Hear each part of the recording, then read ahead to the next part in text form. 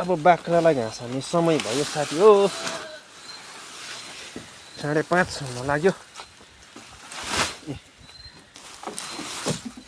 अब कराइ बस्ने काम छैन खाऊ साथी हो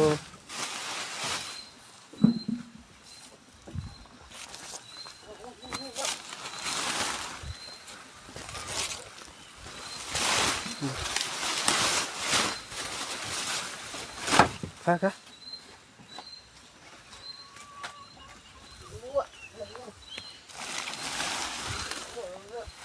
यहाँ जा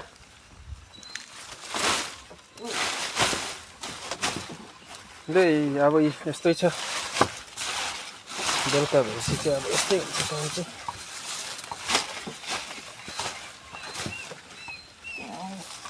खाऊ